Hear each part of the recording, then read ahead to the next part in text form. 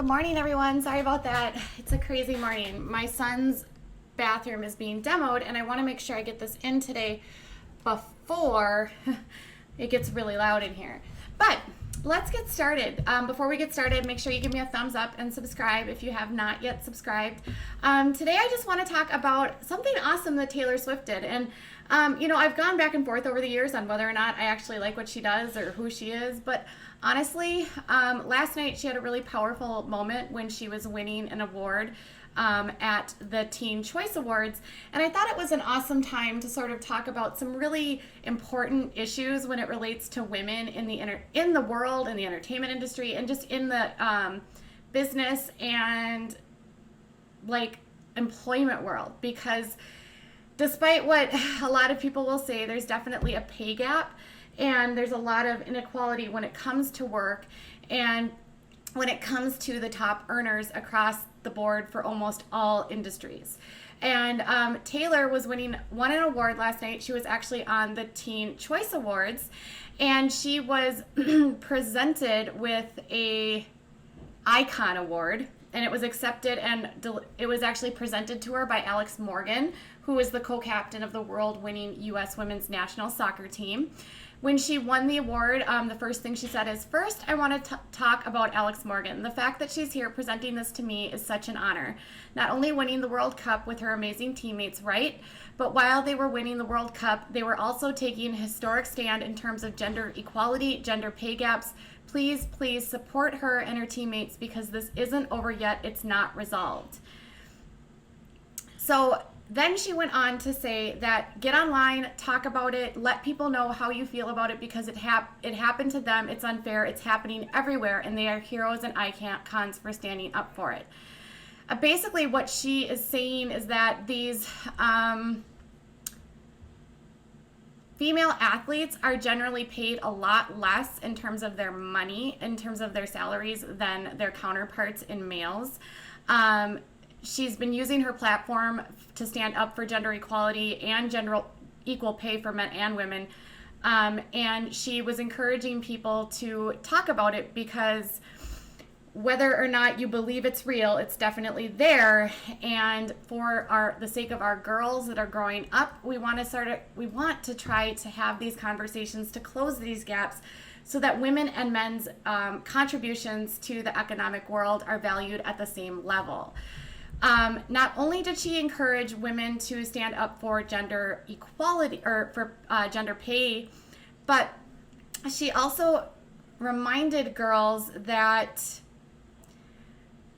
sometimes in life we all make mistakes. And I thought this too was an extremely powerful message. She said, "One thing I wish I would have known when I was a teen is that mistakes are inevitable. I think sometimes you think if you try hard enough to make every decision perfectly, you think you can possibly ace life and never make any mistakes. But it is normal to make mistakes. I just want you to know that if you are out there and you are really hard on yourself right now for something that has happened or messing up or feeling embarrassed, it's normal, and that's what's going to happen to you in life. No one gets through it unscathed, and we're all going here to have a few scratches on us." And then she went on to let everyone know that she's got a new album coming out on August 23rd.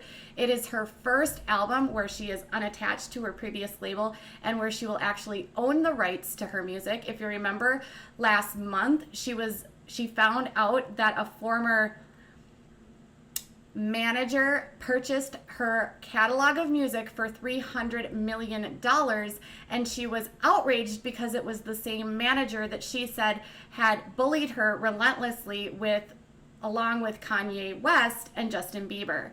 This has it's been a rough go for her, and you know what? I have gone up and down on whether or not I actually like her, but overall, I think she's a really great role model for young girls. I think no matter what you think about her personally, she does make decent choices in terms of what other celebrities are doing. She's stayed out of trouble for the most part. And I wanted to just sort of highlight to you what she's talking about in relation to the pay gaps. So Forbes this year released a list of the top paid celebrities or the top paid entertainers. And while the top 2 on the list are female, you'll notice as we go through the photos that there's a pretty stark difference between the amount of men featured on the list and the amount of women. So when we start, it started late. Sorry, it's on the wrong.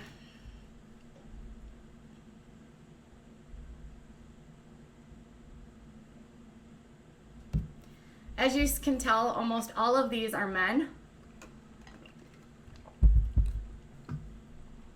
Many of them are athletes, singers, actors, professional golfers, musicians.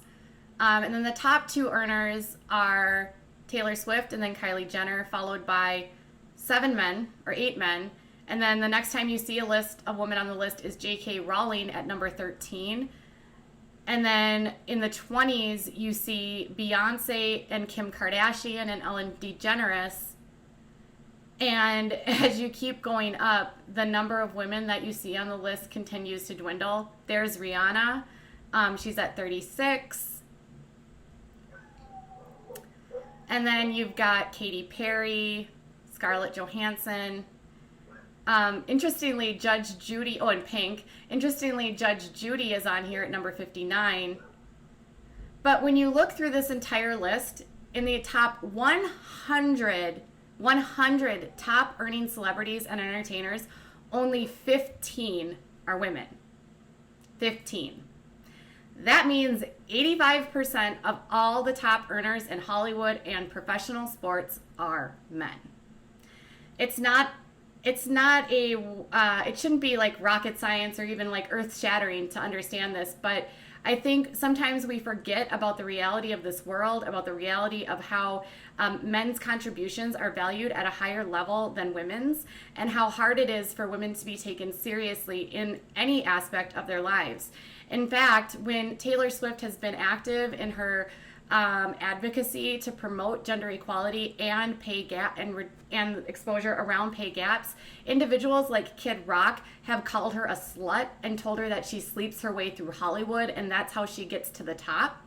Slut shaming and couch surfing and minimizing a woman's ability to be successful is not uncommon, especially with men in a patriarchal society like we live in.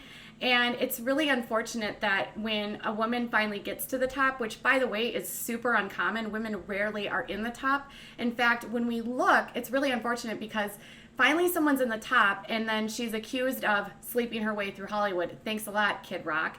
Then if we talk about actually in the top, if we look at the Fortune 500 for the CEOs, this is even more startling. Of 500 organizations that are the top earning organizations in the country, only 33 of those companies have a CEO that's a woman. Now that's up from 24 from the previous year, and then it was like 32, then 24, and then 34 for the previous 3 years. That's massive. 33 out of 500 women in a top position at a company. The quality and the pay and just looking overall of what women and how they're valued and where they are in their leadership is daunting, and it's startling. It's in every aspect of our country. You're looking at industries like politics, where women are absolutely underrepresented. We had an awesome year this last year with the most women of color and women in general being elected into the House of Representatives. However, women are still a minority in all facets of politics as well. And I must remind you, we have never, ever had a female president. Without enough females in power and in positions at the top, it sends a really stark message to young girls that they will never be as successful as their boy counterparts. So I think it's important, and I applaud Taylor for using her position. So even though she's at the top for top earners for entertainment, she's not using this in a position to be angry or to be, or not even angry, but to be arrogant. Instead, she's using this to build awareness, and I really, really, really appreciate her doing this as a woman who works in the industry. I can tell you with certainty, in my position with writing, I am one of a few women that works at my company, and I am not promoted at the same capacity as my male counterparts. My column is not promoted. It's in fact, I earn less than my other male writers, and it's pretty sad, and it's super common in the writing world in all facets of entertainment. So then, just wanted to give you something fun to end this on because it's kind of heavy, but after all of this was said and done, Taylor had a really good night, and she was actually nominated for 11 Video Music Awards through MTV, and as a result, she went out with some friends after the Teen Choice Awards to celebrate. And this morning when I woke up, Drunk Taylor was trending on Twitter and on Instagram, and people were sharing videos of her dancing and singing to her own song, which was actually kind of cute.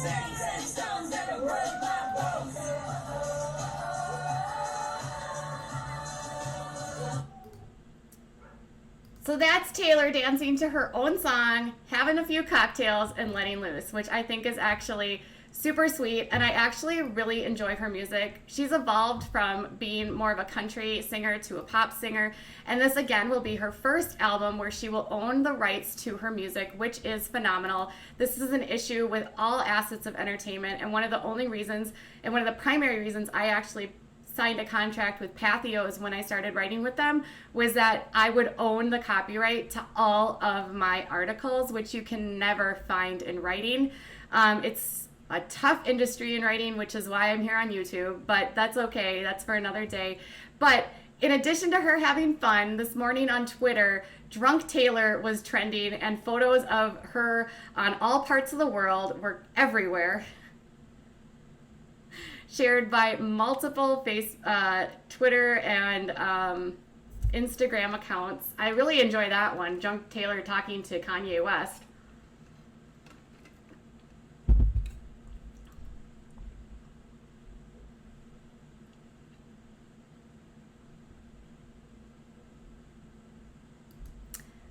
So ladies, I think it's important that we all remember that even though our top earner in entertainment is Taylor Swift, none of that comes easily. She is relentlessly mocked and bullied by her male counterparts. She has been fed and taunted by Kanye West. She said in an interview only last week that the experience that she underwent with Kanye West and Kim Kardashian still haunts her to this day and really made her question her entire career and what she wanted to do. She said that being canceled by millions of people and mocked by millions of people really made her take a massive hit with her self-esteem. And I think it's another important reminder that when we do disagree with people and we don't want to get along or whatever it is, that we don't automatically go to canceling, right? Taylor and Kanye didn't have to go there. We don't have to go there in any way with anyone. Unless, of course, there's massive issues going on. But ultimately, I do agree with Taylor that the cancel culture is extremely toxic. And I would say no more than anyone else has experienced it at a massive level due to her fame and due to the amount of people that are interested in her on a daily basis. So kudos to Taylor for rebounding, for using her platform for the greater good for young girls. And I hope and pray that she will, I don't even pray, but I hope that she will continue to use her platform for good. And you know what? Also remind girls that it's okay to let your hair down and get a little bit drunk and dance to your own music. I hope all you guys have a really great day, and let me know in the comments below if you think that she has a point, if you agree, if you disagree, and if you like that she's using her platform to help young girls realize their worth. All right, you guys, I'll be back later. Have a great day. Bye.